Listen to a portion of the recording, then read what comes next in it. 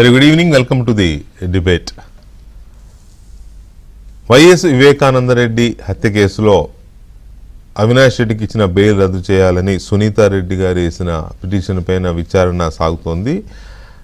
గత విచారణలో సుప్రీంకోర్టు సిబిఐని దర్యాప్తు ముగిసిందా లేదా చెప్పండి అని అడగడం కానీ ఈ మిగతా విషయాలను చూసాం మనం. సుప్రీంకోర్టుకి సిబిఐ ఒక రిపోర్ట్ ఇచ్చింది. దర్యాప్తు కింది కోర్టుకు చెప్పినట్టుగా దర్యాప్తు ముగిసింది, ఒకవేళ మీరు కొనసాగించమంటే కొనసాగిస్తాం అనే ఒక సమాధానంతో రిప్లై చేసింది సిబిఐ. మళ్ళీ ఇవాళ దాని మీద విచారణ జరిగింది. ఇవాళ విచారణలో వాదోపవాదాలు కానీ కోర్టు కామెంట్స్ కానీ ఆనరబుల్ జడ్జిలు చేసిన కామెంట్స్ కానీ కొన్ని ఆర్డర్స్ కానీ చాలా కీలకంగా ఉన్నాయి. ఆ వాదనల్లో ఒకటి, అవినాష్ రెడ్డి దీంట్లో మాస్టర్ మైండ్, మొత్తం ఈ హత్యలో చాలా కీలకమైన వ్యక్తి, అతను బెయిల్ రద్దు చేయాలనేది పిటిషన్ యొక్క మెయిన్ కంటెంట్. అది చాలా గట్టిగా మన సునీతారెడ్డి గారి తరపు లాయరు సిద్ధార్థ లూథ్రా చాలా స్పష్టంగా పదే పదే చెప్పారు, కోర్టు దృష్టి తెచ్చారు. ఆ తర్వాత ఈ కేసులో దర్యాప్తు చేయాలా వద్దా అనే విషయంలో ఎలాంటి మీమాంస వద్దు, చేయాల్సిందే. ఎందుకంటే ఇందులో ఇంకా బయటికి రావాల్సిన అంశాలు చాలా ఉన్నాయి. సిబిఐ చాలా వరకు చేసినా కూడా కీలకమైన కోణాలు ఇంకా టచ్ చేయలేదు, కాబట్టి దర్యాప్తు కొనసాగించాలి అని చెప్పి పిటిషనర్ అంటే సునీతారెడ్డి తరపు లాయర్ చాలా గట్టిగానే దాన్ని డిమాండ్ చేశారు. ఈ పరిస్థితుల్లో సిబిఐ కూడా తన వాదనలు చెబుతూ బెయిల్ రద్దు చేయాలని చెప్పింది. అవినాష్ రెడ్డి బెయిలే కాదు, టోటల్ నిందితులు ఎవరెవరైతే బెయిల్ మీద ఉన్నారో వాళ్ళందరి బెయిల్ రద్దు చేయాల్సిందే. ఎందుకంటే వీళ్ళు బయట ఉండి సాక్షుల్ని బెదిరించడము ఇంకా ఇతరత్ర ఇటు చేస్తారు, బెయిల్ నిబంధనలు అతిక్రమిస్తున్నారు, కాబట్టి వీళ్ళ బెయిల్స్ రద్దు చేయాలని చెప్పి సిబిఐ ఒక రకంగా చెప్పాలంటే this is crucial reply by CBI. ఇంత గట్టిగా ఉంటుందని అనుకోలేదు ఎవరు. ఆ బెయిల్స్ రద్దు చేయాలని చెప్పడమే కాకుండా ఇంకొక అడుగు ముందుకేసి కొంతమందికి ఉరిశిక్ష పడే అవకాశం కూడా ఉంది కాబట్టి ఈ కేసులో వీళ్ళు బెయిల్ మీద బయట ఉండకూడదు. తర్వాత ఇదేదో 5 ఏళ్ళు శిక్షలు పడే కేసు కాదు, ఇది చాలా పెద్ద కేసు, కాబట్టి వీళ్ళని వెంటనే జైలుకు పంపించాల్సిందే అని సిబిఐ మాట్లాడుతూ దర్యాప్తుని కొనసాగించడానికి తన సంసిద్ధతను వ్యక్తం చేసింది. ఈ దశలోనే కోర్టు కొన్ని కీలకమైన కామెంట్ చేసింది. దర్యాప్తును కొనసాగించాలా లేదా అనే విషయాన్ని మళ్ళీ సెప్టెంబర్ 9వ తేదీకి వాయిదా వేస్తూ ఆ రోజు చెబుతామని చెబుతూ, అప్పట్లో సునీతారెడ్డి గారి పైన ఆమె భర్త పైన ఆ దంపతుల పైన కేసు కూడా ఉంది కదా కడపలో, ఆ కేసుని ఆ పిటిషన్ని క్వాష్ చేసింది, ఆ కేసుని క్వాష్ చేసింది సుప్రీంకోర్టు. అలాగే సిబిఐ ఎస్పీ రామ్ సింగ్ పైన కూడా అప్పుడు కడప పోలీసులు కేసు పెట్టారు, బెదిరిస్తున్నాడని, బ్లాక్మెయిల్ చేస్తున్నాడని, ఏదో వాళ్ళు ఇష్టం వచ్చినట్టు.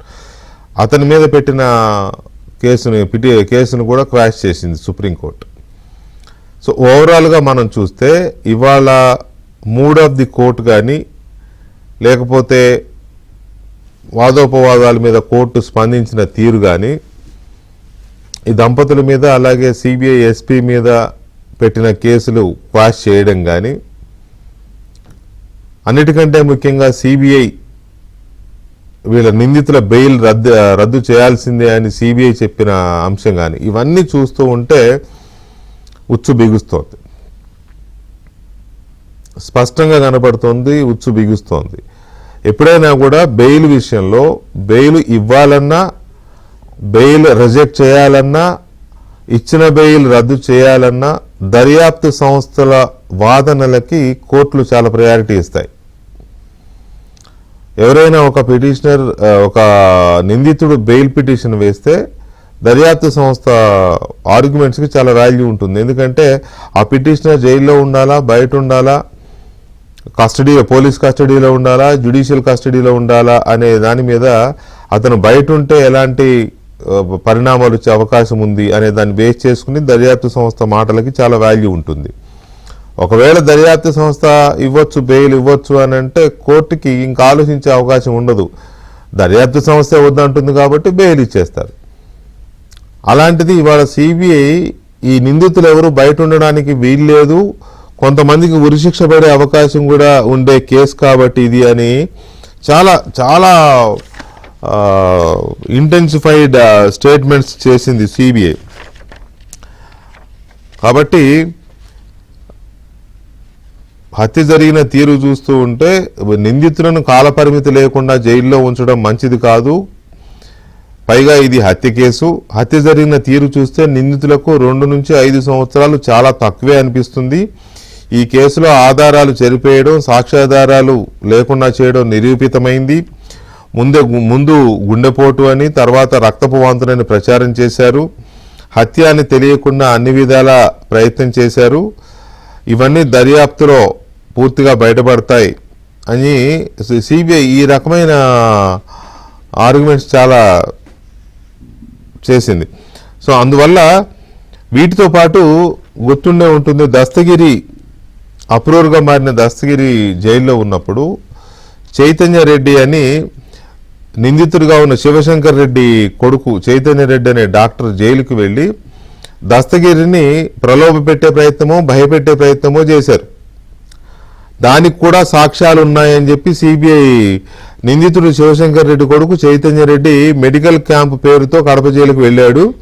ఇందుకు సంబంధించిన అన్ని ఆధారాలు ఫోటోలతో సహా ఉన్నాయి.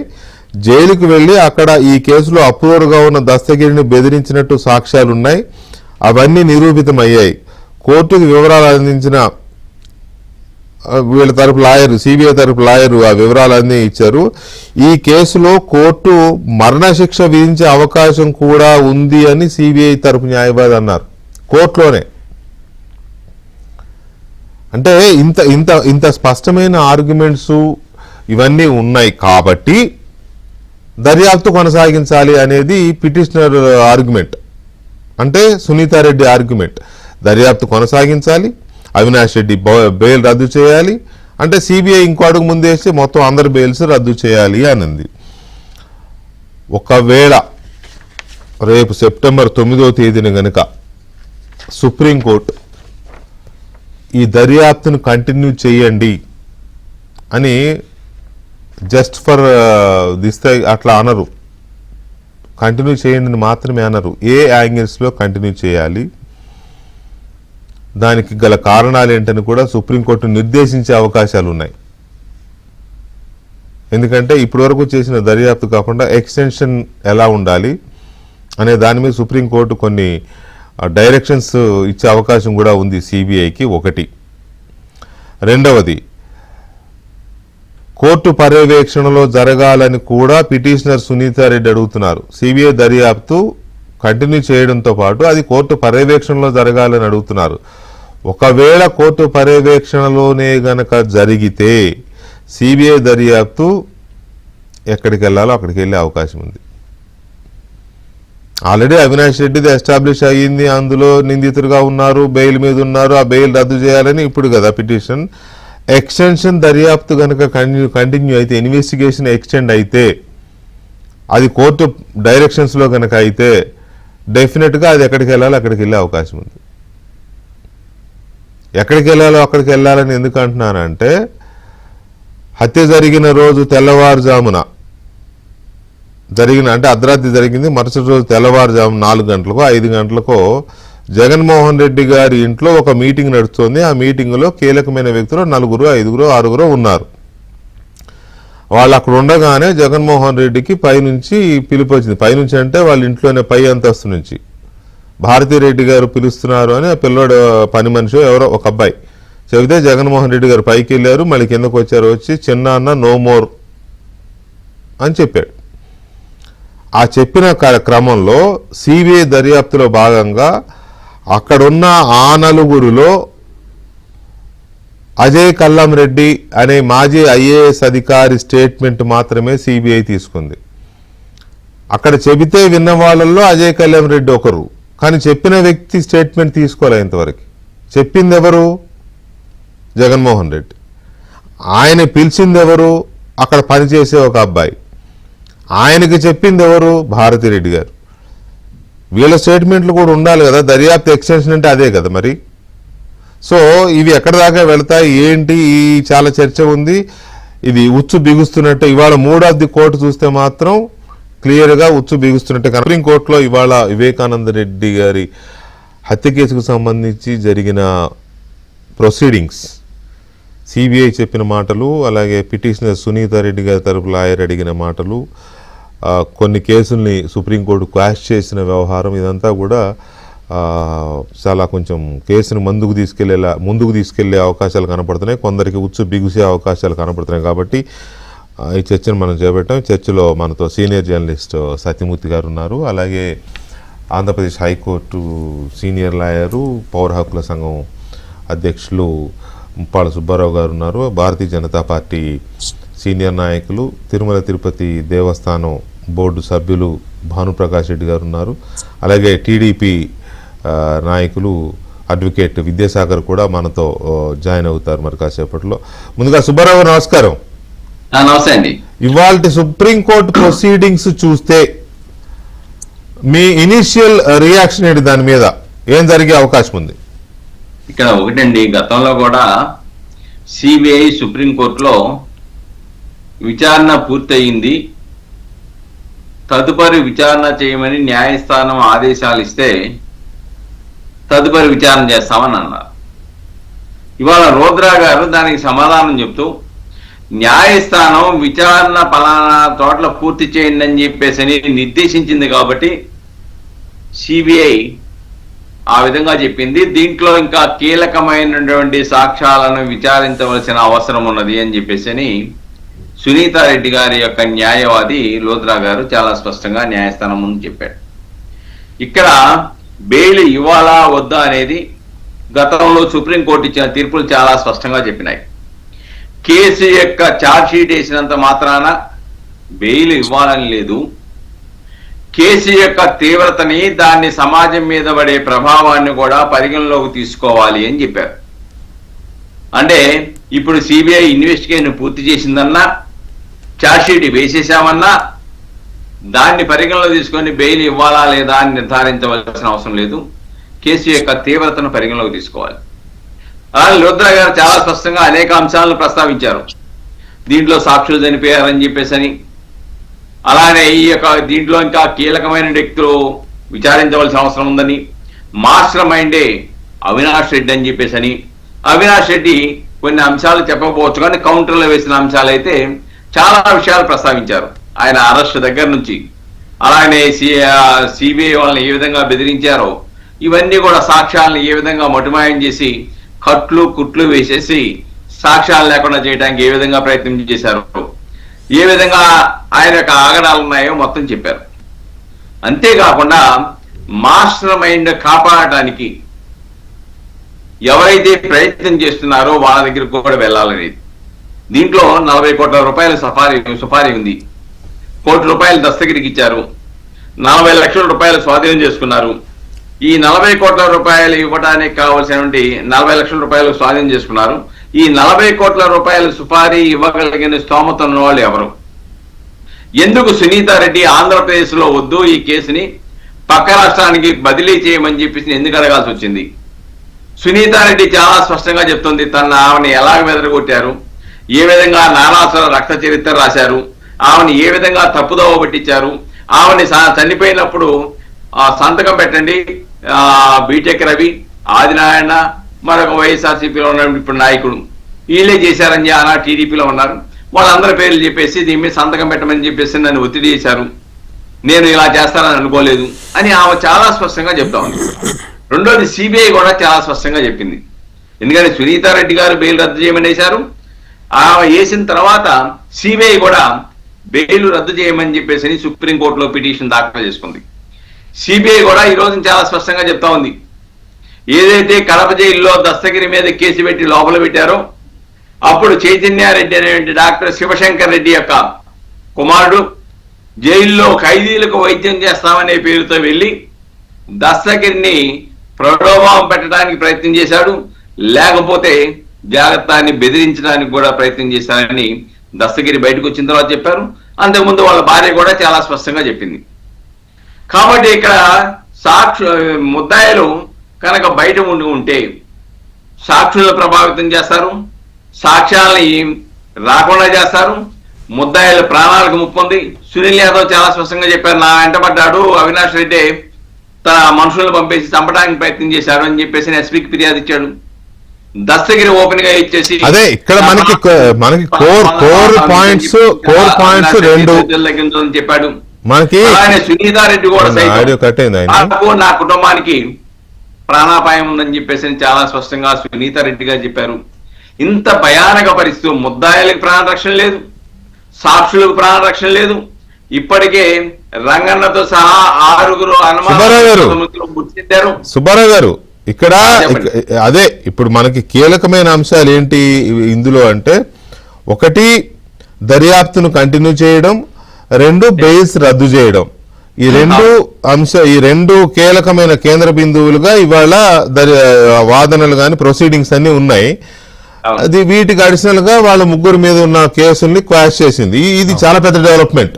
సునీతారెడ్డి దంపతుల మీద అలాగే సిబిఐ ఎస్పీ రామ్ సింగ్ మీద ఉన్న కేసుల్ని కోర్టు క్వాష్ చేసింది. ఇది బహుశా అవతల వాళ్ళు ఊహించని డెవలప్మెంట్. సో ఈ డెవలప్మెంట్ ఒక్క నిమిషం సుబ్బారావు గారు, ఈ డెవలప్మెంట్ చూస్తే అర్థమైపోతుంది ఇది ఎటో పోతుంది, ఎవరికో వచ్చు బిగుస్తుంది అనేది. ఒక్క నిమిషం సుబ్బారావు గారు, సత్యమూర్తి గారు, మీ అజంప్షన్ ఏంటి ఇవాళ ప్రొసీడింగ్ చూసిన తర్వాత ఏం జరగబోతుంది అనే దాని మీద అంచనా వేస్తే ఏమనిపిస్తుంది?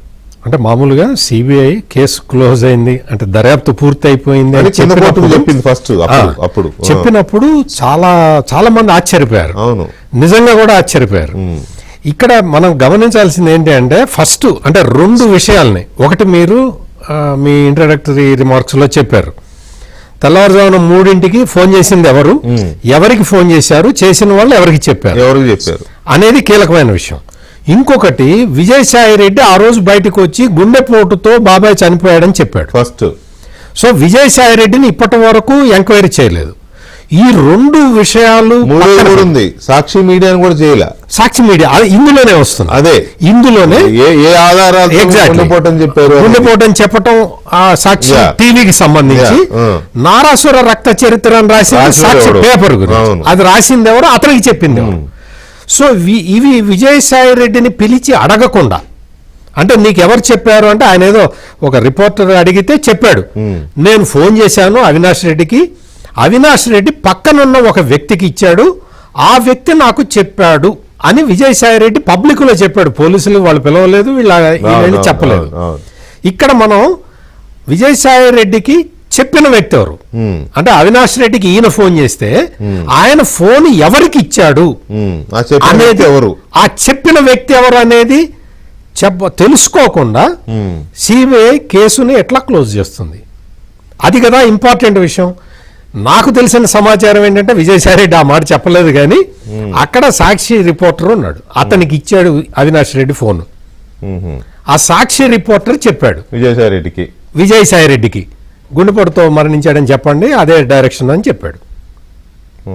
ఇది ఆ డైరెక్షన్ ఎక్కడి నుంచి వచ్చిందో, ఆ డైరెక్షన్ ఆ రిపోర్టర్కి ఎక్కడి నుంచి వచ్చింది అనేది కీలకమైన విషయం.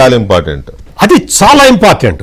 ఇంకొకటి, కమలాపురం మాజీ ఎమ్మెల్యే రవీంద్రనాథ్ రెడ్డి వాళ్ళ మేనమామ, ఆయన చాలా స్పష్టంగా చెప్పాడు, రక్తం కడిగేటప్పుడు పిల్లాడు పక్కనే నిలబడి ఉన్నాడు, పాపం అతనికి ఏం తెలుస్తుంది రక్తం కడుగుతుంటే వద్దని చెప్పాలని, అంత మాత్రాన మర్డర్ కేసులో పెట్టేస్తారా అని చెప్పాడు కమలాపూర్ మాజీ ఎమ్మెల్యే. సో అందుకని ఆ పాయింట్ ఆయన్ని కూడా విచారించాలి. అంటే ఇట్లా విచారించాల్సిన వ్యక్తులు చాలా మంది ఉన్నారు. మీరు ఫస్ట్ ఇంట్రడక్షన్ లో చెప్పినట్టు తెల్లవారుజామున 3 గంటలకి ఫోన్ అవినాష్ రెడ్డి దగ్గర నుంచి ఎవరికి వచ్చింది? భారతి అవినాష్ రెడ్డి దగ్గర నుంచి వచ్చిందా, ఇంకెవరి దగ్గర నుంచి వచ్చిందా? అది ఒక పాయింట్. ఎగ్జాక్ట్లీ రిసీవ్ చేసుకున్నది ఎవరు, భారతిరెడ్డి గారా ఇంకెవరు అన్నా ఇంట్లో? Exactly.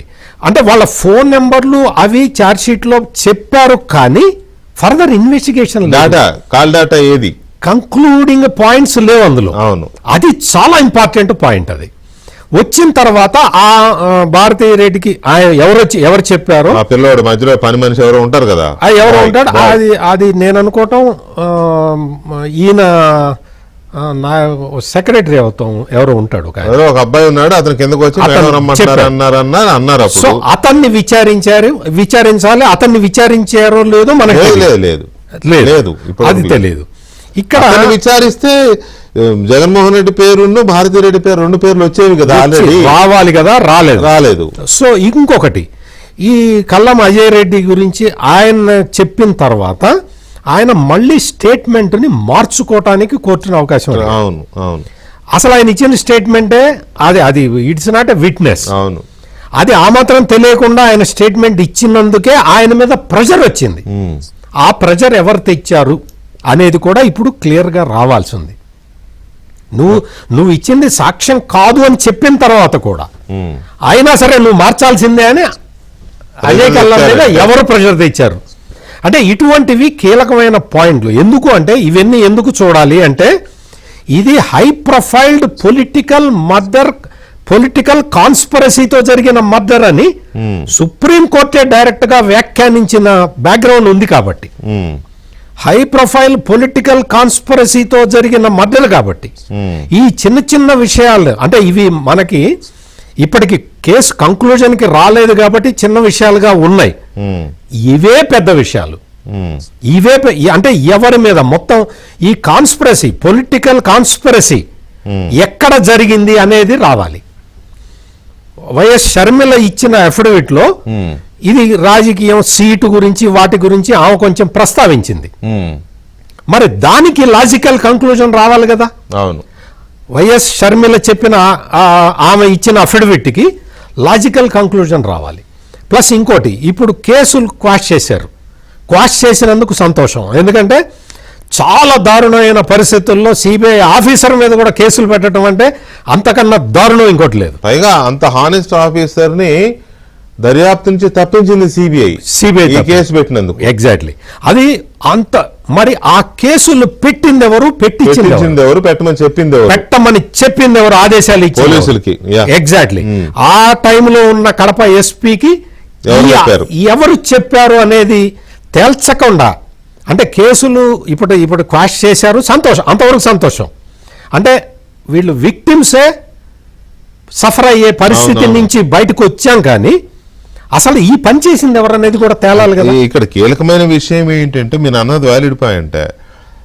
CBI SP Ram Singh మీద అప్పుడున్న పోలీసులు పెట్టిన కేసుని ఇవాళ క్వాష్ చేశారు, బాగుంది. కానీ అసలు దర్యాప్తు సంస్థనే బెదిరించి, దర్యాప్తు సంస్థనే టార్గెట్ చేసి, బ్లాక్మెయిల్ చేసి దర్యాప్తు సంస్థ మీదనే కేసు పెట్టే పరిస్థితి ఎందుకు క్రియేట్ అయిందనేది కూడా దర్యాప్తు జరగాలి. దాంతోపాటు కర్నూలు నగరంలో ఒక హాస్పిటల్లో ఉన్న అవినాష్ రెడ్డితో మాట్లాడడం కోసం 3 రోజులు సిబిఐ ట్రై చేస్తే లోపలికి ఎంట్రీ కూడా దొరకని పరిస్థితి మీద అప్పుడు సహకరించని పోలీసుల మీద అక్కడ గుమికూడిన కొంతమంది నాయకులు, అప్పుడు ఒక ఎమ్మెల్సీ, ఒకళ్ళిద్దరు ఎమ్మెల్యేలు వచ్చి సిబిఐని అడ్డుకున్న పరిస్థితి, వీటన్నిటి మీద ఇటువంటి అంశాలు కూడా దర్యాప్తు పరిధిలోకి ఎందుకు రాలేదు కాబట్టి ఎక్స్టెండ్ చేయాలి. విద్యాసాగర్ గారు నమస్తే.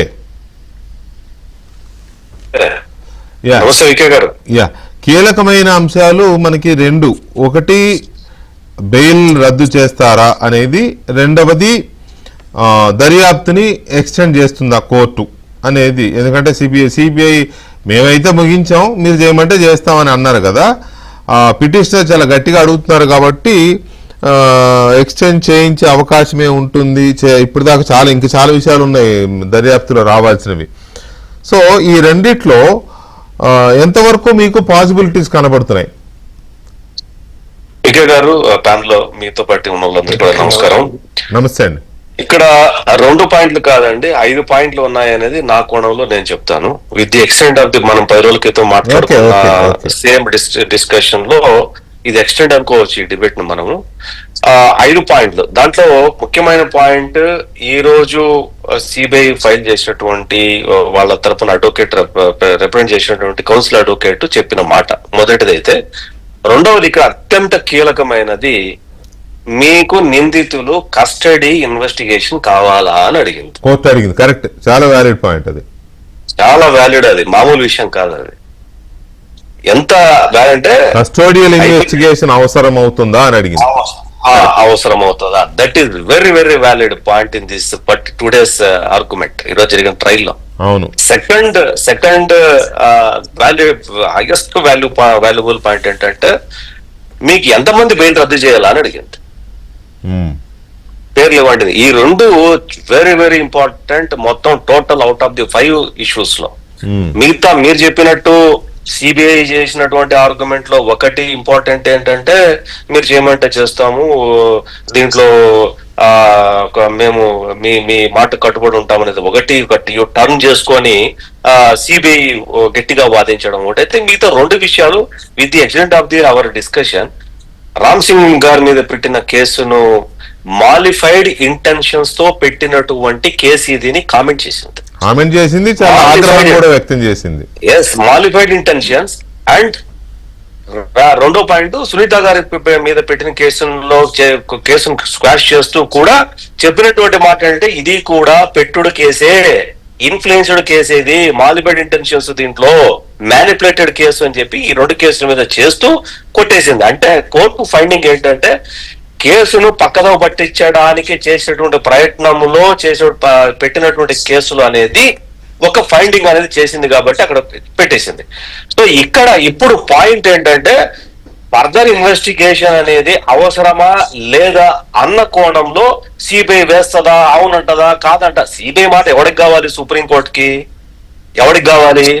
ఎవరికి అవసరం లేదు. ఈ రోజు లుద్రా గారు చేసినటువంటి ఆర్గ్యుమెంట్లో మనం గత 10 రోజుల క్రితం మాట్లాడుకున్న పాయింట్లు ఏవైతే ఉన్నాయో సేమ్ పాయింట్స్ ఆయన రిప్రజెంట్ చేశారు. దీంట్లో సూత్రధారులు బయటికి రావాలి, సిబిఐ చెప్పింది కదా జగన్మోహన్ రెడ్డికి అండ్ వాళ్ళ కుటుంబ సభ్యులకి ముందుగానే తెలుసని అనే పాయింట్ మీద పాత్రధారులు కొంతమంది బయటకు వచ్చారు. సూత్రధారుల విషయం తెలియకుండా సిబిఐ దాన్ని అన్డిటెక్టెడ్ గానో లేకపోతే అన్ఫినిష్డ్ గాను కేసును ఫినిష్ చేసిన దీన్ని. ఎందుకంటే దానికి కారణం ఏంటంటే మీరు టైం బౌండ్ పెట్టడం వల్ల అన్న పాయింట్ లో మాట్లాడినప్పుడు చేసేటువంటి కామెంట్ సుప్రీంకోర్టు ఇక్కడ ఆ టైంలోనే ఈ ఒక్క పాయింట్ తోనే చెప్పగలుగుతా నేను, మీకు కస్టోడియల్ ఇన్వెస్టిగేషన్ కోరుకుంటున్నారా ఈ కేసులో ఫర్దర్ ఇన్వెస్టిగేషన్ అని ఒక కామెంట్ చెయ్యటమే వాళ్ళ బెయిల్ క్యాన్సిల్ కాబోతోంది, ఫర్దర్ ఇన్వెస్టిగేషన్ కి ఆర్డర్ చేయబోతుంది అన్నది ఆ ఒక్క కామెంట్ చాలా ఇంపార్టెంట్ వికే గారు. సో మీరు మీ శషభిషన్ లేకుండా ఈ కేసులో రాబోయే రోజుల్లో సిబిఐ చెప్పినా చెప్పకపోయినా వాళ్ళు ఫైల్ చేసినటువంటి పిటిషనే కాబట్టి ఏది బెయిల్ క్యాన్సిల్ చేయమని చెప్పి with the request of the CBI suddenly the supreme court is going to cancel the bail. Anticipatory bails ఏదైతే ఉన్నాయో క్యాన్సిల్ చేస్తుంది. ఏ కోణాల్లో ఏ పాయింట్ల మీద లూత్రా గారు ఏదైతే పాయింట్లు రైజ్ చేశారో ఆ పాయింట్ల మీద మా ఫర్దర్ గా ఇన్వెస్టిగేషన్ ఉండొచ్చు అనేది నేను బలంగా నమ్ముతున్నా. డే 1 నుంచి నేను సిబిఐనే సపోర్ట్ చేస్తున్నా. సునీత రెడ్డి గారు ఇంప్లీడ్ అవ్వడము, వీళ్ళు చేయని పాయింట్ సునీత గారు రైజ్ చేస్తారు, దాని మీద జస్టిఫికేషన్ చేసే బాధ్యత సుప్రీంకోర్టు ఉంటది కాబట్టి ఆ కోణంలో ఇన్వెస్టిగేషన్ తీరుతుందని చెప్పేసి చాలా కాలం చెప్పుకుంటూ వస్తున్నా. ఒకవేళ సిబిఐ చేతులు ఎత్తేసింది అనుకున్నాం, హైపోథెటికల్ గా ఊహాజనితంగా అనుకున్నాం, Sunitha Reddy is having right to ask the NIA investigation agency మార్చమని అడుగుతుంది. Supreme court have right change the investigation authority. ఏమైనా చేయొచ్చు సుప్రీంకోర్టు. సిబిఐ ఏమన్నా ఫైనల్ అథారిటీయా ఏందేమన్నా? వాళ్ళు కరెక్ట్ గా చేయలేదని కూడా సుప్రీంకోర్టు మిలిటరీ ఇంటెలిజెన్స్ కూడా ఇస్తుందండి. ఎందుకు ఇవ్వకూడదు? ఎందుకు ఇలా కేసుల్లో కోడికత్తి కేసులు ఎన్ఐకి ఇచ్చినప్పుడు ఈ కేసుల్లో సిబిఐ మీద పర్ఫార్మెన్స్ మీద బాగాలేకపోతే ఎన్ఐకి ఇస్తుంది, ఎన్ఐ వాళ్ళు చేస్తారు. కాబట్టి ఇక్కడ నాకైతే ఎటువంటి పరిస్థితుల్లో ఎటువంటి డౌట్ లేదు, సునీతా రెడ్డి గారికి 100% న్యాయం జరుగుతుంది. రాబోయే రోజుల్లో జరిగేటువంటి ఫర్దర్ ఇన్వెస్టిగేషన్ లో సిబిఐ చాలా చక్కగా చేస్తుంది అనుకుంటున్నాను. నేను ఆ ఒక్క పదంతోనే బలంగా నమ్ముతున్నాను. మీకు ఎన్ని రోజులు మీకు కస్టోడియల్ ఇన్వెస్టిగేషన్ అవసరమా అన్న ఒక పాయింట్ లోనే సుప్రీంకోర్టు ఒక డిసిషన్ తీసుకోబోతుంది అనేది నాకు అనిపిస్తుంది. రైట్. భానుప్రకాష్ రెడ్డి గారు నమస్తే. నమస్కారం అండి. భానుప్రకాష్ రెడ్డి గారు, ఈ దర్యాప్తు గనక ఎక్స్టెండ్ చేస్తే ఇప్పటి వరకు చాలా పాయింట్లు మన సుబ్బారావు గారు కానీ, సత్యమూర్తి గారు కానీ, సాగర్ గారు కానీ చాలా చెప్పారు కదా. ఒకవేళ దర్యాప్తు గనక పొడిగిస్తే, లేదా ఇంకా దర్యాప్తు ముగించలేదు మీరు కంటిన్యూ చేయండి అని సుప్రీంకోర్టు కనుక సిబిఐని ఆదేశిస్తే అది ఎటు దారి తీసే అవకాశం ఉంది, ఎవరికి ఉచ్చు బిగిసే అవకాశం ఉంది? అలా మీకు ప్యానల్ పెద్దలందరికీ నమస్కారాలు. చాలా సందర్భాల్లో ఈ అవినాష్ రెడ్డి గారి, వివేకానంద రెడ్డి గారి హత్య కేసు మీద కథ కంచికే అనుకున్నారు, కానీ కథ కటకటాలకే అన్న. ఎవరు తప్పించుకునే అవకాశమే లేదు. గతంలో చాలా మంది విమర్శలు చేశారు, ఇది ఏదో జరుగుతా ఉంది అది ఇదని. ఖచ్చితంగా కథ కటకటాల వరకు వెళ్తుంది. గొడ్డలు పోటుని గుండెపోటుగా మార్చింది ఎవరు? రక్తపు మరకల్ని తుడిచేసింది ఎవరు? కుట్లు వేసింది ఎవరు? అలాగే కుట్రలు చేసింది ఎవరు? దీని వెనకాల కుట్రలు చేసింది ఎవరు? డీప్ వెళ్తే నాకు తెలిసినంత వరకు ఇప్పటికే ఫుల్ ప్లెజ్డ్ ఎంక్వైరీ జరిగింది. కర్త కర్మ క్రియ ఎక్కడి నుంచి ఎక్కడికి పోయింది, ఎవరు చేశారు, ఎందుకోసం చేశారు, దీంట్లో కోట్ల రూపాయలు చేతులు మారాయంటున్నారు. అంత కోట్ల రూపాయలు, దాదాపు మీరు చెప్పినట్టు 40 కోట్ల రూపాయలు ఇచ్చే ఆర్థిక స్తోమత ఇప్పుడుండే పరిస్థితిలో ఎవరికి ఉంది? తద్వారా ఎవరికి లాభం ఉంటుంది? కేవలం ఇది రాజకీయ ఆధిపత్యం కోసం జరిగిందని చెప్పి అక్కడ ఉన్నటువంటి పులివెందుల చుట్టుపక్కల ఉన్నటువంటి కడప జిల్లాలో ఉన్నటువంటి ప్రజలందరూ అనుకుంటున్నారు. ఖచ్చితంగా ఆ కోణంలోనే జరిగిందని చెప్పి అనుకుంటున్నారు. నరికింది ఎవరు, నరికిచ్చింది ఎవరు? నాకు చాలా మంది మిత్రులు ఉన్నారన్న. నరికింది ఎవరు, నరికిచ్చింది ఎవరు అని అట్లా అడుగుతున్నారు అక్కడ ప్రజలు. అందరికీ తెలుసు అక్కడ ఏం జరిగిందో. కానీ వాస్తవాల తొందరలోనే సునీతమ్మ గారి పోరాటం, సిద్ధార్థ్ రుద్ర గారి వాదన సుప్రీంకోర్టులో ఈ రోజు ఉంది. ఖచ్చితంగా రాబో రోజుల్లో, గతంలో అయితే సిబిఐ అంటే గత ప్రభుత్వాల్లో చిన్నప్పుడు మనం సిబిఐ అంటే కాంగ్రెస్ బ్యూరో ఆఫ్ ఇన్వెస్టిగేషన్ అనుకునే వాళ్ళు, ఈడీని ప్రత్యర్థుల మీద ఎన్ఫోర్స్ చేసే డిపార్ట్మెంట్ అనుకునే వాళ్ళు. ఇప్పుడు ఒక అటానమస్ బాడీ, పూర్తి స్వేచ్ఛ ఉంది దానికి. ఖచ్చితంగా ఇంతకుముందు మిత్రులు అన్నట్టు దీన్ని ఎన్ఐఏకు ఎవరికి ఇవ్వాల్సిన అవసరం లేదు. ఖచ్చితంగా నాకున్నటువంటి ఇన్ఫర్మేషన్ ప్రకారం రాబో రోజుల్లో ఖచ్చితంగా దీంట్లో ఎవరెవరు నిందితులు ఉన్నారో పూర్తి స్థాయిలో, ఎవరికే దస్తగిరో కింద చిన్న చిన్న వాళ్ళు ఏదో దీంట్లో ఫ్రేమ్ చేసేది కాదు. దీని వెనకాల ఉన్నటువంటి వ్యక్తులు, శక్తులు, కుట్రదారులు, పాత్రదారులు, సూత్రధారులు అందరూ మీద చర్యలు తీసుకునే రోజులు దగ్గరలోనే ఉందని చెప్పి ఈ రోజు మీరు సుప్రీంకోర్టు ఇచ్చినటువంటి డైరెక్షన్స్ మనం కానీ గమనిస్తే దాంట్లో ఖచ్చితంగా అందరికీ అర్థమవుతుంది. పెద్దలు మనకు లీగల్ ఎక్స్పర్ట్స్ కూడా ఉన్నారు మన ప్యానల్లో, వాళ్ళందరికీ గతంలో ఇప్పుడు చెప్పడం జరిగింది. వారు గతంలో కూడా మనం ఆయన సందర్భాల్లో మాట్లాడుకున్నాం. ఈ ఎపిసోడ్ లో మాత్రం ఖచ్చితంగా ఎవరు తప్పించుకునే అవకాశం లేదు. ఎందుకంటే గతంలో వారు రాష్ట్రంలో అధికారులు ఉన్నారు కాబట్టి. ఎందుకంటే కేంద్ర ప్రభుత్వ ఏజెన్సీ అంటే సిబిఐ అయినా సరే అక్కడి నుంచి రాష్ట్ర ప్రభుత్వంలో కొన్ని సపోర్ట్ కూడా కావాలన్నా, ఆ సపోర్ట్ ను కూడా ఇవ్వకుండా ఇన్వెస్టిగేట్ చేసినటువంటి అధికారి మీద, ఎస్పీ రామ్ సింగ్ గారి మీద కూడా గతంలో ఇక్కడ ప్రభుత్వం, జగన్మోహన్ రెడ్డి గారి ప్రభుత్వం కక్ష సాధింపు ధోరణితో వివరించింది. దాన్ని కూడా ఈరోజు సుప్రీంకోర్టు దాన్ని కూడా రద్దు చేయడం జరిగింది. ఇవన్నీ గమనిస్తా ఉంటే ఈ కేసు చాలా స్పీడ్గా, ఫాస్ట్ గా ఇంకా ముందుకు పోతుందని చెప్పి అందరికీ నమ్మకం ఉంది. ఖచ్చితంగా దీన్ని గతంలో నారాసుర చరిత్ర ఎందుకు రాశారు? అసలు చంద్రబాబు నాయుడు గారికి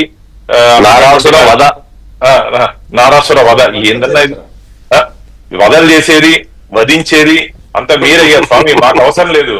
వధ చేసేది, వధించేది అంతా మీరు, మాకు అవసరం లేదు. మా ఎన్డీఏ కూటమి ప్రజల కోసం, ప్రజల సంక్షేమం కోసం పనిచేస్తుంటే ప్రభుత్వాల హత్యా రాజకీయాలు చేసి అధికారులకు రావాలనుకునే ఆలోచన లేని వ్యక్తులందరూ మా దీంట్లో ఉన్నారయ్యా. దయచేసి గుర్తు పెట్టుకోండి. గత చరిత్ర, రక్త చరిత్ర అందరికీ తెలుసు. నేను ఈరోజు ఏదో సినిమా చూస్తాను, మాయవ ఏదో గతంలో జరిగినటువంటి ఒక మూవీ. గత చరిత్ర అందరికీ తెలుసు. ఎవరు చెప్పాల్సిన అవసరం లేదు, ఎవరు సర్టిఫికేట్ ఇవ్వాల్సిన అవసరం లేదు. మీ చరిత్ర ఏమిటో, గతంలో ఏ విధంగా రాజకీయాల్లో గానీ ఆర్థికంగా గానీ ఏ విధంగా వచ్చారో, అంటే సొంత విషయాలు మనం మాట్లాడుకోకూడదు, కానీ అందరికీ తెలుసు. ఆ స్వభావంతోనే ఈ రోజు కూడా ఇప్పటికి కూడా జరిపించారు. ఇప్పుడు నాకైతే ఖచ్చితంగా నమ్మకం ఉంది సునీతమ్మ గారి పోరాటం. అసలు ఆడబిడ్డగా ఎంత ధైర్యంగా, ఇంతమంది బంధువులైనా సరే మహాభారతంలో చూసాం మనం, అది ఈ రోజు జరుగుతుంది. దగ్గర వాళ్ళని ఇబ్బంది పెడుతున్న సునీతమ్మ గారి పోరాటం ఖచ్చితంగా రాబో రోజుల్లో ఎవరెవరు నిందితులున్నారో నేను మళ్ళీ చెప్తున్నా. నరికిన వారెవరు, నరికించిన వారెవరు అందరూ బయటపడతారని చెప్పి ఆశాభావం వ్యక్తం చేస్తున్నా. రైట్. సుబ్బారావు గారు, ఇక్కడ చాలా మంది ఈ కేసులో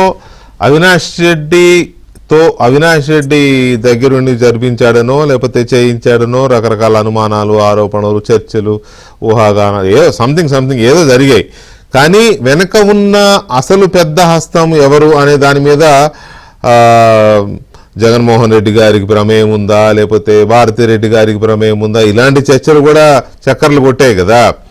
సో ఒకవేళ ఈ సిబిఐ దర్యాప్తు ఎక్స్టెండ్ అవ్వాల్సిన అవసరం, ఇన్వెస్టిగేషన్ ఎక్స్టెండ్ అవ్వాల్సిన అవసరం ఏ మేరకు ఉంది?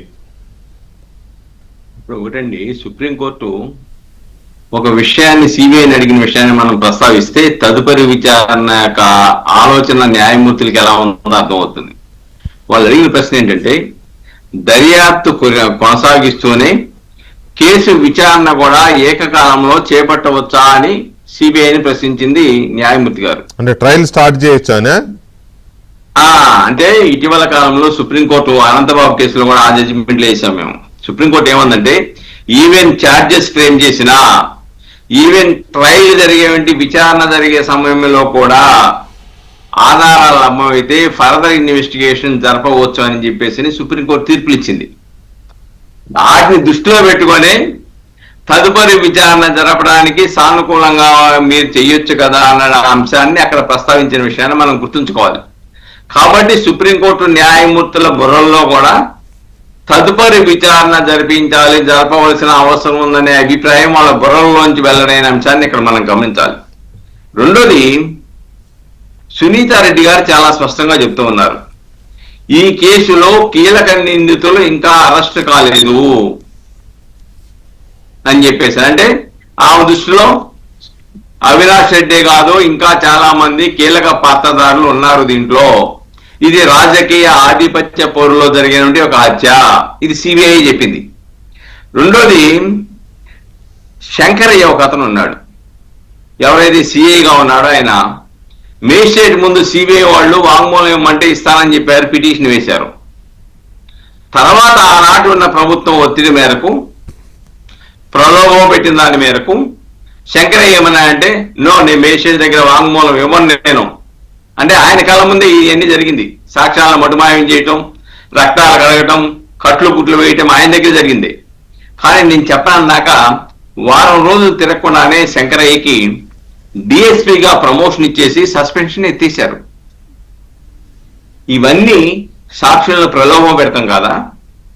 కాబట్టి ఇక్కడ చాలా స్పష్టమండి. అంతేకాకుండా సిబిఐ హైకోర్టులో కూడా అనేక పర్యాయాలు చెప్పింది, ఈ రాష్ట్ర ప్రభుత్వం మాకు సహకరించలేదు అని చెప్పేసి.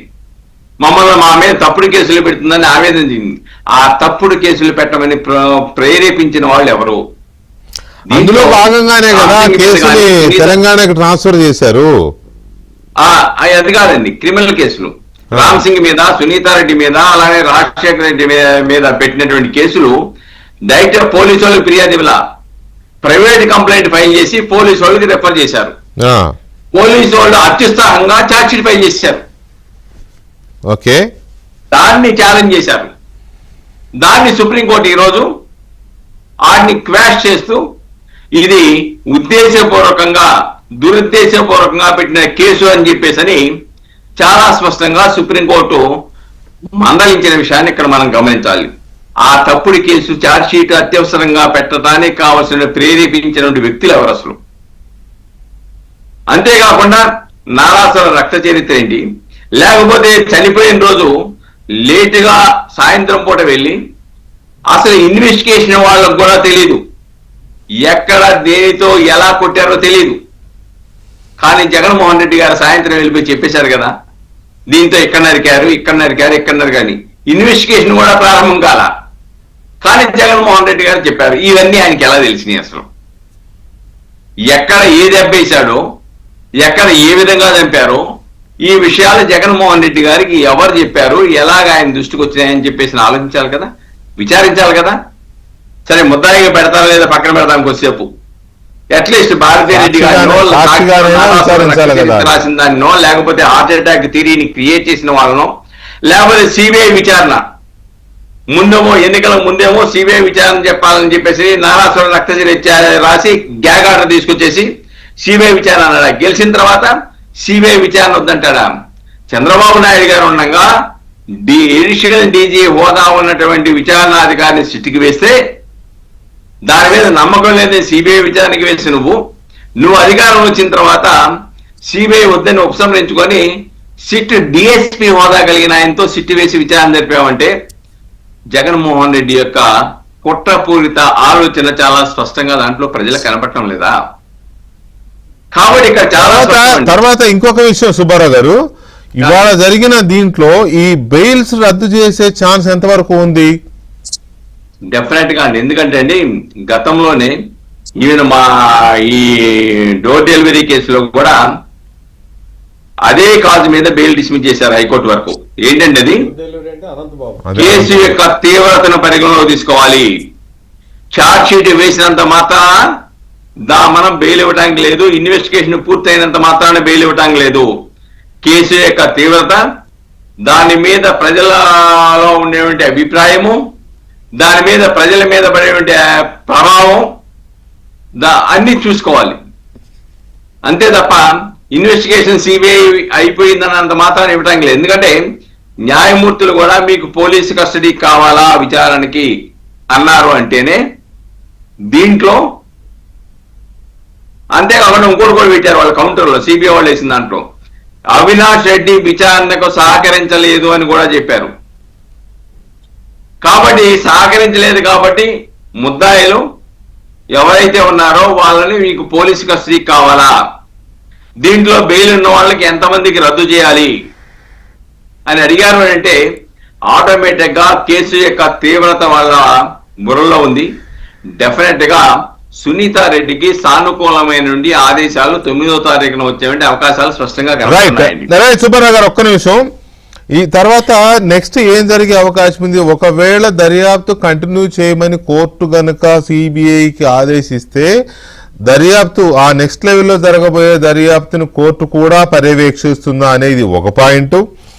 తర్వాత దర్యాప్తు కొనసాగింపులో సిబిఐ ఆ రోజు జగన్మోహన్ రెడ్డి గారి ఇంట్లో తెల్లవారుజామున వచ్చిన కాల్ వచ్చినప్పుడు కాల్ రిసీవ్ చేసుకున్నది ఎవరు, ఏ నంబర్లకు వచ్చింది కాలు, అది జగన్మోహన్ రెడ్డి గారికి ఏం చెప్పారు, జగన్మోహన్ రెడ్డి గారు వీళ్ళకేం చెప్పాడు, ఆ కాల్ డాటా ఏ నంబర్కి అయితే కాల్ వచ్చిందో జగన్మోహన్ రెడ్డి గారు వీళ్ళు ఫోన్ మాట్లాడారు, అది ల్యాండ్ ఫోనా సెల్ ఫోనా వాటెవర్, వాటి కాల్ డేటా ఏంటి, ఏ నెంబర్ నుంచి వచ్చింది, తర్వాత ఆల్ ద వే హైదరాబాద్ నుంచి పులివెందులకి బై రోడ్ వెళ్ళారు జగన్మోహన్ రెడ్డి గారు, ఈ మధ్యలో ఎన్నో కాల్స్ మాట్లాడి ఉంటారు కదా, ఆ నంబర్లు ఏవి, వాటి కాల్ డేటా ఏంటి, ఇటువంటి చాలా సూక్ష్మమైన అంశాలు కూడా దర్యాప్తు పరిధిలోకి వస్తాయా రావా, వస్తేనే అసలు విషయం. రతిమూర్తి గారు, ఇక్కడ మళ్ళీ అవే రెండు అంశాలు, ఒకటి బెయిల్స్ రద్దవుతాయా అనేది. సరే, బెయిల్స్ రద్దవడం దర్యాప్తు సంస్థ చెప్పింది కాబట్టి, సిచ్యువేషన్ అలా ఉంది కాబట్టి కోర్టు కూడా మీకు కస్టోడియల్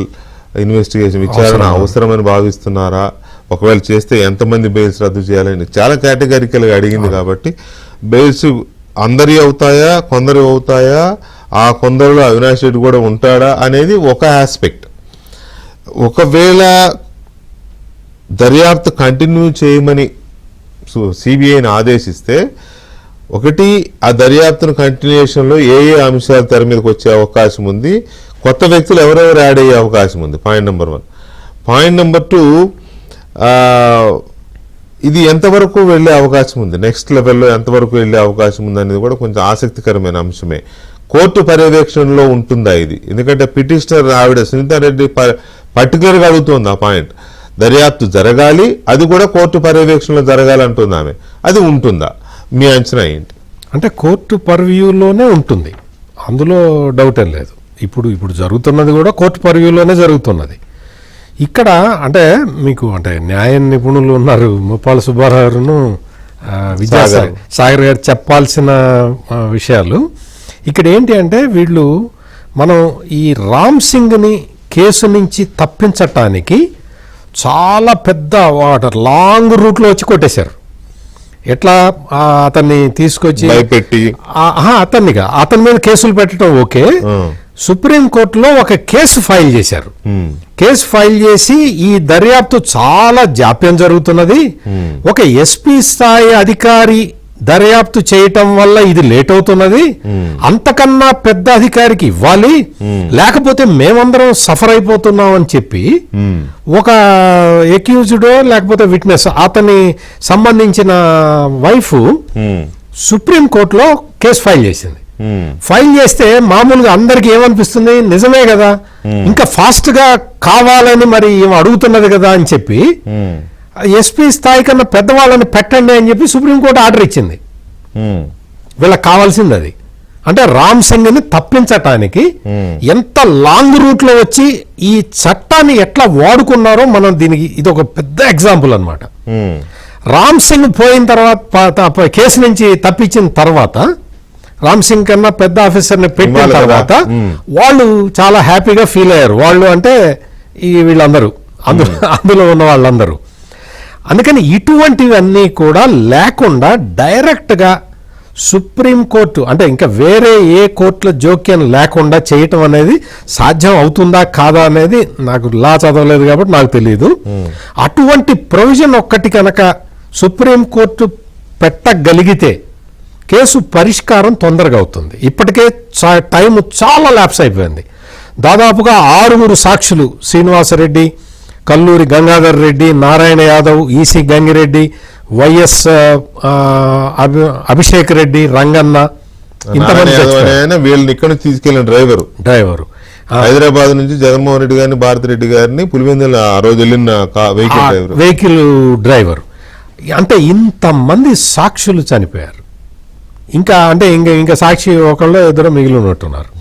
అంటే ఇటువంటి పరిస్థితుల్లో కేసు త్వరితగతిన పూర్తి కావాలి అంటే, ఎందుకంటే అవతల ఉన్న వాళ్ళు చట్టంలో ఎట్లా వాడుకోవాలి, కేసులను ఎట్లా లాంగ్ రూట్ ఎట్లా తీసుకురావాలని తెలిసిన వాళ్ళు కాబట్టి ఆ ప్లగ్గింగ్ ఏమన్నా ఉంటుందా సుప్రీంకోర్టులో ఇప్పుడు అనేది ఒక న్యాయ నిపుణులు చెప్పాల్సిన విషయం.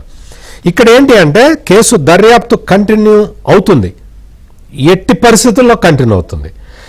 సునీత తన పిటిషన్లో అడుగుతున్నది కూడా ఇదే. అవినాష్ రెడ్డి ఆ రోజు ఫోన్ చేశాడన్నారు. ఎవరికి ఫోన్ చేశాడు, ఫోన్ ఎవరు రిసీవ్ చేసుకున్నారు అనేది తెలియకుండా దర్యాప్తు ఎట్లా కంక్లూడ్ చేస్తారనే అడుగుతున్నది. దాంతోపాటు ఇందాక మనం అనుకున్న పాయింట్లన్నీ కూడా ఇప్పుడు ఇందులోకి యాడ్ కావాల్సిన అవసరం ఉంది. ప్లస్ వీటన్నిటితో పాటు అంటే జగన్మోహన్ రెడ్డి లేకపోతే భారతీ రెడ్డి వీళ్ళకి ఆ టైంలో ఫోన్ ఎందుకు చేశారు అనేది సిబిఐ ఎస్టాబ్లిష్ చేయాల్సిన ఒక ఫ్యాక్ట్. ఇప్పుడు గూగుల్ టేక్అవుట్ లో అవినాష్ రెడ్డి దగ్గర వీళ్ళందరూ మీటింగ్ అంటే మర్డర్ జరగడానికి ముందు, మర్డర్ జరిగిన తర్వాత అవినాష్ రెడ్డి ఇంట్లో మీటింగ్ అయిన విషయం గూగుల్ టేక్అవుట్ లో ఇప్పటికే చాలా స్పష్టంగా ఎస్టాబ్లిష్ అయిపోయింది. ఆ గూగుల్ టేక్అవుట్ ఫర్దర్ గా ఇంకా తర్వాత ఏం జరిగింది అనేది కూడా ఎస్టాబ్లిష్ చేయాలి. అంటే ఇటువంటి పాయింట్లన్నీ కూడా ఒక కంక్లూజన్కి రాకుండా, కంక్లూజన్కి అంటే వచ్చే అవకాశం లేకుండా చేయటం ఈ పెద్ద పొలిటికల్ కాన్స్పిరసీ వెనక ఉన్న పెద్దల అభిప్రాయం. అందుకని మర్డర్ కేసు తోటి ఇన్వాల్వ్ అయి ఉన్న పెద్దల జోక్యం లేకుండా ఫుల్గా ప్లగ్ ఇన్ చేసుకుంటూ దర్యాప్తు ముందరికి వెళ్లాల్సిన అవసరం అయితే ఉన్నది. రైట్, ఇప్పటికే 6 ఏళ్ళు అయింది కాబట్టి. అవును సాగర్ గారు, ఇక్కడ సత్యమూర్తి గారు అడిగిన ఆ కీలకమైన కొన్ని డౌట్స్ ఉన్నాయి కదా, అవి నేను అడగాలనుకున్న, ఆయన కూడా అవే పాయింట్అవుట్ చేశారు.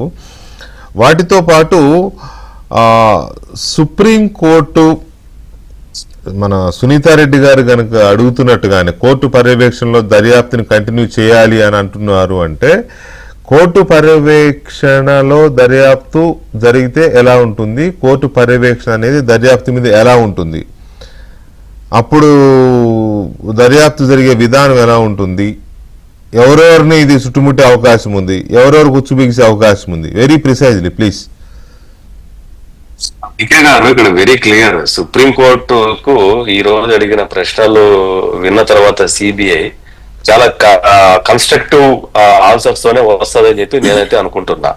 ఎందుకంటే సుప్రీంకోర్టు అడిగిన క్వశ్చన్లు సాధారణమైనవి కాదు. రెండో విషయం, ఇందాక మన సార్ అడిగినట్టు అవన్నీ ఆల్రెడీ ఉన్నాయి. లేకపోతే ఆ ఇన్వెస్టిగేషన్ ఎవరు ఫోన్ చేశారు, ఎవరు ఫోన్ చేయలేదు ఆ టైంలో అంటే మరి ఛార్జ్ షీట్ లో అదే mention without investigation charge sheet ఎట్లా మెన్షన్ చేస్తుంది? సో అవన్నీ ఆ ఫోన్ నెంబర్ల దగ్గర నుంచి ఏ ఫోను, ఎక్కడ, ఏంటి, ఎలాగన్నది ఆల్రెడీ మెన్షన్ చేయబడి ఉంది. దాని గురించి కంగారు ఇన్వెస్టిగేషన్ ఎవరికి లేదు ఇక్కడ. అంటే లీగల్ గా ఉన్నాం కాబట్టి మాకు అర్థమవుతుంది. అది ఎవరికి కంగారు ఏం లేదు, అవన్నీ ఉంది కాబట్టి చార్జ్ షీట్ లో జగన్మోహన్ రెడ్డి కిందికి వచ్చి చెప్పాడు, నో మోర్ బాబాయ్ అన్నాడు అంటే అది ఆల్రెడీ ట్రేస్ అయింది కాబట్టి సో ఆ కనెక్ట్ అనేది పెట్టేశారు. ఇక్కడ పాయింట్ ఏంటంటే అవినాష్ రెడ్డిని సిబిఐ వాళ్ళు విచారించడానికి వచ్చినప్పుడు అడ్డుకోవటం అన్నదే మెయిన్ పాయింట్ ఇక్కడ. అంటే the point connecting between the execution and planning ఎవరున్నారంటే అవినాష్ రెడ్డి. బాగా అర్థం చేసుకోండి వికే గారు, the point is Avinash Reddy. ఆ పాయింట్ కి లోయర్ లెవెల్ ఇన్వెస్టిగేషన్ కంప్లీట్ అయిపోయింది, దాంట్లో no need to any further investigation అంతా ఉంది. సీసీ కెమెరాలతో పాటు 13,000 సీసీ కెమెరాలు చేశారు. అప్పర్ లెవెల్ ఇన్వెస్టిగేషన్ పెండింగ్ ఉంది. ఇది కొద్దిగా అర్థం చేసుకోవడానికి కొద్దిగా ఇబ్బంది. అప్పర్ లెవెల్ అంటే ఉండాలా అలాగే అనుకోండి. అంటే ఇప్పుడు ఆ మనిషి వచ్చి కూర్చుంటే నీకు లోయర్ లెవెల్ ఎగ్జిక్యూషన్ పార్ట్ అంతా చేసి అవినాష్ ఫిక్స్ చేశారు.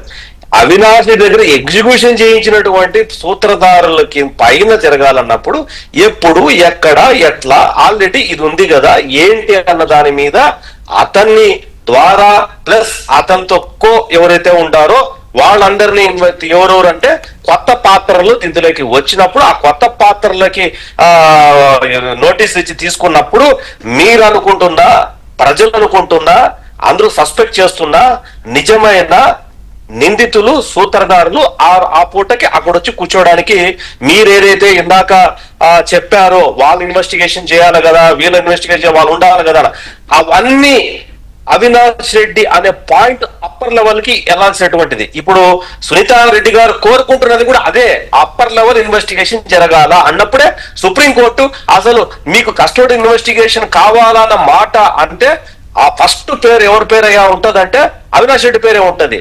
ఆ కస్టడీ ఇన్వెస్టిగేషన్ కనుక సుప్రీంకోర్టు డైరెక్షన్ కి సిబిఐకి ఇస్తే నెక్స్ట్ 24 hours లో CBI will take in to the custody and further గా జరగాల్సిన కార్యక్రమాలు జరిగిపోతాయి.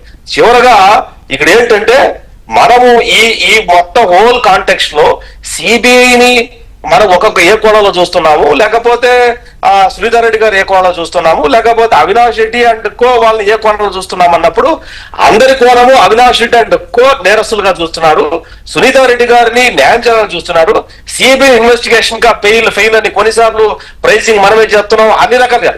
బట్ అల్టిమేట్ గా సుప్రీంకోర్టుకు ఒక దృష్టి వచ్చింది. ఈ రోజు జరిగినటువంటి ఆర్గ్యుమెంట్లు ఏంటంటే ఇది కాన్స్పిరసీ అన్నది నిజము, ఇవన్నీ కూడా నిజాలే అన్న ఒక్క కొనలోకి వచ్చిన తర్వాతనే ఈ 2 కేసులు రామ్ సింగ్ గారి మీద పెట్టిన కేసు కానీ లేకపోతే సునీతారెడ్డి మీద పెట్టిన కేసు ఎప్పుడైతే మళ్ళీ చెప్తాను ఎప్పుడైతే ఆ 2 కేసులు స్క్వాష్ చేసిందో ఇదంతా కట్టుకథ అల్లినటువంటి కట్టుకథ. ఏది ఆయన హ్యాండ్ రైటింగ్ రాశారు, డ్రైవర్ చంపాడు, లేకపోతే ఆయన గుండెపోతూ మరణించారు, ఇవన్నీ కూడా రాజశేఖర్ రెడ్డి, సునీత, లేకపోతే వివేకానంద రెడ్డి గారు రెండో భార్య, ఇది ఆ కలగూరు గంప ఏదైతే కన్ఫ్యూజన్ ఏదైతే క్రియేట్ చేయడానికి ట్రై చేశారో ఆ బూత్ పత్రిక ఆ బూత్ నాయకులు కొంతమంది వాటిని ఈ రోజు సుప్రీంకోర్టు పటాపంచలు చేస్తూ వీళ్ళ పాత్ర లేదు, పాత్ర ఎవరిది, పాత్రదారులు నిర్ణయించాల్సిన బాధ్యత నువ్వు ఏం చేస్తారా అబ్బాయి అని చెప్పేసి సుప్రీంకోర్టు డైరెక్ట్ గా సిబిఐని అడిగింది.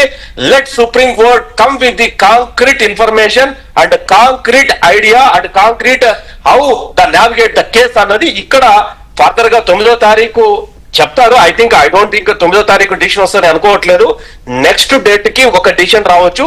9వ తారీఖు సిబిఐ వర్షన్ వినేదానికి అవకాశం ఉంటుంది అనుకుంటున్నా. రైట్. భాను ప్రకాష్ రెడ్డి గారు ఇక్కడ మొత్తము ఇదంతా ఎక్కడ నేనంటున్నాను, మీరు అంటున్నారు, ఆయన అంటున్నారు, ఈయన అంటున్నారు కాదు. ఈ కేసులో జరుగుతున్న చర్చలు వాళ్ళ మీడియాలో వాళ్ళ మీద వీళ్ళ మీద నెట్టేస్తూ ఇష్టారాజ్యంగా రోజుకొక స్టోరీ వాళ్లే రాయడం వల్ల ఏంటిది ఒకదానికొకటి పొంతనం లేకుండా వీళ్లే రాస్తున్నారని జనంలో పెద్ద చర్చ జరిగింది. అలాగే ఇది ఆయన చనిపోయిన ఆయన హై ప్రొఫైల్ పొలిటీషియన్ కాబట్టి సహజంగానే ప్రతి వాళ్ళు దీని గురించి మాట్లాడుకోవడం వల్ల ఒక్కొక్క విషయం బయటకు వచ్చేసాయి. ఏది దాగలేదు, దాద్దామన్నా దాచాలన్నా దాగదులే అన్నట్టు ఏది దాగకపోవడం వల్ల జనంలో విపరీతమైన చర్చ జరిగి ప్రతిదీ ఇదైంది. చివరికి ఏ స్థాయిలో చర్చ జరిగిందంటే సిబిఐ దర్యాప్తు కావాలని అడిగిన జగన్మోహన్ రెడ్డి అధికారంలోకి రాకముందు అధికారంలోకి వచ్చిన వెంటనే సిబిఐ దర్యాప్తు వద్దని పిటిషన్ విత్డ్రా చేసుకోవడంతో అక్కడ మొదలయ్యింది. అప్పుడే ఆవిడ సునీతారెడ్డి గారు వాళ్ళ మదర్ ఇద్దరు రివర్స్ అవ్వడం, ఆ కోర్టులో పిటిషన్ మాకు కావాలని వాళ్ళు వేయడం, జగన్ రెడ్డి దగ్గరికి వెళ్ళి గట్టిగా అడిగితే ఏముంది అవినాష్ రెడ్డి బీజేపీలో పోతాడని మాట్లాడిన మాటలు ఇట్లా అన్నాడు, అన్నయ్య ఇట్లా అన్నాడని ఆమె చెప్పింది కదా బయటకు వచ్చి. సో ఇవన్నీ జరిగాయి కాబట్టి దీనికి ఇంత ఇది కనపడుతోంది. ఇక్కడ నేను అనే పాయింట్ ఏంటంటే ఇప్పటికీ జగన్మోహన్ రెడ్డికి బీజేపీతో సన్నిహిత సంబంధాలు ఉన్నాయి, ఈ కేసుల విచారణలో ఆయనకేం కాదు అని సన్నాయి నొక్కులు లేదా మాట్లాడే వాళ్ళు చాలా మంది మాట్లాడుతున్నారు కదా. ఇవాళ కోర్టులో జరిగినవి ఇవన్నీ చూస్తూ ఉంటే ఇక ఈ కేసు చాలా స్పీడ్గా ముందుకెళ్తుంది, వాళ్ళకి ఉచ్చు బిగుస్తుంది, ఈ రాజకీయ సంబంధాలు ఏమి కాదు అని అనుకోవచ్చా? అనుకోవడానికి అవకాశం ఉంది కదా. ఖచ్చితంగా ఇది దయచేసి ఇది రాజకీయ కోణంలో చూడకూడదు. ఇది ఒక high profile case. Vivekananda Reddy గారు మాజీ ముఖ్యమంత్రి వైఎస్ రాజశేఖర రెడ్డి గారి స్వయాన సోదరుడు, అప్పుడున్నటువంటి జగన్మోహన్ రెడ్డి గారికి పెదనాన్న. ఈ హై ప్రొఫైల్ కేసులో ఎవరిని ప్రొటెక్ట్ చేయాల్సిన అవసరం కేంద్రంలో ఉన్నటువంటి మా ప్రభుత్వానికి లేదు. మళ్ళీ అందుకే నేను మొదటి నా రిమార్క్స్ లోనే చెప్పాను, ఇది కథ కంచికి కాదు, కథ కటకటాలకి అని చెప్పి. ఎందుకు చెప్పానంటే ఇక్కడ మాట్లాడుతున్నారు కాబట్టి లేనిపోని అనుమానాలు, లేనిపోని రాతలు రాయిస్తున్నారు వాళ్ళు కొందరు ఉద్దేశపూర్వకంగా సోషల్ మీడియాలో, కాబట్టి నేను మాట్లాడడం జరిగింది. రక్తపు మరకలతో రాజకీయాలు చేయలేరన్న, దయచేసి గుర్తుపెట్టుకోవాలి. రాజకీయాలు ఖచ్చితంగా ఏదైనా ప్రజల దగ్గరికి వెళ్ళి వారి కష్టాలు ఇష్టాలు తెలుసుకొని పోవాలి, కానీ ఆధిపత్య పోరులో రక్తపు మరకలతో రాజకీయాలు చేయకూడదు. అలాంటి చేస్తే ఏ విధంగా ఇబ్బంది పడతారో. ఇప్పుడు అడ్వాన్స్డ్ టెక్నాలజీ, ఈరోజు సిబిఐ గానీ నిఘా వర్గాలు గానీ అడ్వాన్స్డ్ టెక్నాలజీ వాడుతా ఉంది. స్పాట్ ఎక్కడ గూగుల్ టేక్ ఓవర్ లో ఎక్కడెక్కడ ఎవరెవరు మాట్లాడారు, ఆ టైంలో ఆ ఫోన్ లో ఎక్కడెక్కడికి ఎవరెవరికి వెళ్ళాయి, మొత్తం అన్ని పూర్తి డేటా తీసుకుంటున్నారు. కాబట్టి దీంట్లో ఎవరు తప్పించుకునే అవకాశం మాత్రం లేదు. అప్పుడు జగన్మోహన్ రెడ్డి గారు ఎందుకు సిబిఐ వద్దనుకున్నారంటే, అప్పుడు ముందు కావాలని చెప్పి వాళ్ళు వద్దనుకున్నారంటే అందరూ బయటపడతారు అని.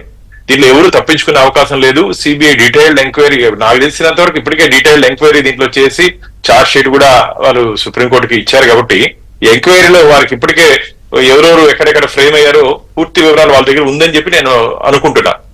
ఎవరు దీనివల్ల అందుకనే చెప్పాను, గతంలో ఇది కుట్లేసింది ఎవరు, రక్తపు మార్కులు దురిపించింది ఎవరు, నరికింది ఎవరు, నరికించింది ఎవరు, అంటే దీనివల్ల ఎవరికి లబ్ధి ఉంటుందో అసలు ప్రొటెక్ట్ చేయాల్సిన అవసరం ఏముంది. ఎవరైనా సరే రాజకీయ నాయకుడు గాని, ఎంత పెద్ద హోదాలో ఉన్న వ్యక్తి గాని, ఎవరు చేసినా సరే చట్ట పరిధిలో దాని కానీ వారి కానీ శిక్ష పడేది చేస్తే అప్పుడున్నట్టు ప్రభుత్వాల మీద కానీ, ఆ నాయకుడి మీద కానీ నమ్మకం ఉంటుంది. ఏ రోజైతే గొడ్డల పోటుని గుండెపోటుగా ఏందన్నా, ఒక ఇంట్లో ఒక హై ప్రొఫైల్, ఒక గతంలో ఒక ఎంపీగా పనిచేసినటువంటి వ్యక్తి వారిని అట్లా బరి తెగించి అట్లా చేస్తే ఏం చట్టం చూస్తూ ఉంటుంది అనుకున్నారు వాళ్ళు? చెప్పండి. ఇది మంచిది కాదు. ఖచ్చితంగా మీరు రాసుకోండి. సునీతమ్మ గారు చేస్తున్నటువంటి, ఈ రోజు సునీతమ్మ గారు సొంత వారే కుటుంబ సభ్యురాలైనా సరే పాపము ఆమెకు ఇక్కడ న్యాయం జరగదు, ఇక్కడ ఈ రాష్ట్రంలో ఉంటే న్యాయం జరగదు, పక్క రాష్ట్రాల కేసు బదిలీ చేయండి అని చెప్పి అన్నారంటే ఏ విధంగా ఆ రాష్ట్రంలో వీళ్ళ అధికారాన్ని అడ్డం పెట్టుకొని, నేను చాలా సందర్భాల్లో చెప్పడం జరిగింది. ఆంధ్రప్రదేశ్ లో ఐపీఎస్ ని వీరు ఒక పొలిటికల్ సర్వీస్ గా చేసుకున్నారు. జగన్మోహన్ రెడ్డి గారు ఇండియన్ పోలీస్ సర్వీస్ ని ఇండియన్ పొలిటికల్ సర్వీస్ గా మార్చుకున్నారు. మొత్తం ఈయన ఏం డిక్టేట్ చేసేది చేస్తారు. అందుకే కదా ఈరోజు చాలా మంది జైల్లో ఉన్నారు. ఈ కేసులో కూడా రాబో రోజుల్లో ఆ రోజు ఎవరెవరు పోలీస్ అధికారులు అధికార పార్టీకి కొమ్ము కాశారో, ఎవరెవరు ఈ కేసుని నీరుగార్చే ప్రయత్నం చేశారో వారి మీద కూడా, ఈ హత్యల కేసులో ఎవరెవరు నిందితున్నారో వారితో పాటు వీరు కూడా ఖచ్చితంగా రాబో రోజుల్లో చట్టం ముందు నిలబడతారు. భవిష్యత్తులో ఎవరైనా సరే నిందితుల్ని ప్రొటెక్ట్ చేసి ఎలివేట్ వాళ్ళని ఆ కేసు నుంచి తప్పించాలని చెప్పి ప్రయత్నం చేస్తే ఈ కేసులో ఒక గుణపాఠంగా ఉండాలని చెప్పి ఆంధ్రప్రదేశ్ రాష్ట్ర ప్రజలతో పాటు దేశ ప్రజలు కూడా ఆశాభావం వ్యక్తం చేస్తున్నారు. నాకైతే నమ్మకం ఉంది ఈ రాబో రోజుల్లో సుప్రీంకోర్టు ఈ రోజు ఇచ్చినటువంటి డైరెక్షన్స్ లో సిబిఐ అధికారులు బెయిల్ రద్దు చేయమని చెప్పడం, ఇవన్నీ రాబో రోజుల్లో ఖచ్చితంగా ఎవరెవరు బెయిల్ తీసుకొని బయట ఉన్నారు. ముఖ్యంగా ఈ కేసు మనం గమనించాల్సింది, సాక్షులు చనిపోతున్నారు గతంలో. అలాంటి అవకాశం లేకుండా ఖచ్చితంగా రాబో రోజుల్లో వాళ్ళకి ప్రొటెక్షన్ ఇస్తూ ఎవరెవరు ఉన్నారో వారి వాంగ్మూలం చాలా ఇంపార్టెంట్. రాబో రోజుల్లో వారి వాంగ్మూలం చాలా ఇంపార్టెంట్ కాబట్టి వారి ఖచ్చితంగా వారికి వారి ఫ్యామిలీకి ప్రొటెక్షన్ ఇచ్చి ఈ కేసు ఇంకా ముందుకు పోతుందని చెప్పి ఆశాభావం వ్యక్తం చేస్తారు. Right Sagar, 30 seconds please. ఇప్పుడు ఈ కేసులో ప్రత్యక్ష సాక్షులు నిందితులే ప్రత్యక్ష సాక్షులు. కాబట్టి ఈ కేసు ఓడిపోతుందనో, ఈ కేసులు నిందితులు తప్పించుకుంటారనో నేను అనుకోవట్లే. దస్తగిరి గాని సునీల్ యాదవ్ గాని మర్డర్ చేసిన వాళ్ళలో మేము ఉన్నాము అని చెప్పేసి కన్ఫ్యూజ్ స్టేట్మెంట్ ఇచ్చేసి పలానా వాళ్ళు చెప్పిన తర్వాత నేరస్తులే ప్రత్యక్ష సాక్షులుగా ఒక కేసులో ఉంటే ఆ కేసు ఓడిపోయిన చరిత్ర భారతదేశ చరిత్రలో ఎక్కడ నేను చూడలే. రెండోది, సిబిఐ వాళ్ళ యొక్క యావరేజ్ ట్రయల్ వాళ్ళ ఇన్వెస్టిగేషన్ కంప్లీట్ నేరస్తు శిక్ష వేయడానికి యావరేజ్ మీద ఈ దేశంలో 13 సంవత్సరాలు పడుతుంది. బట్ నా దృష్టిలో ఈ కేసులో 6వ సంవత్సరం ఉంది కాబట్టి మేబీ నెక్స్ట్ 6 నుంచి 1 year లోపల మొత్తం అంతా ఆ సామ్రాజ్యం మీద పేక మెడలుగా రక్తపు పునాదుల మీద ఏర్పడినటువంటి పార్టీ అని ఏదైతే సునీతారెడ్డి గారు చెప్పారో ఆ పునాదులతో పార్టీ పునాదులు కదిలిపోయే కాలము ఒక 1 year లోపల జరుగుతుంది వెంకటకృష్ణ గారు. Right, thank you very much Vidyasagar గారు, భానుప్రకాష్ రెడ్డి గారు, సుబ్బారావు గారు అండ్ సత్యమూర్తి గారు. థ్యాంక్ యూ వెరీ మచ్ అండి చర్చలో పాల్గొన్నందుకు. ఇది వాటి డిబేట్. మళ్ళీ రేపు కలుద్దాం.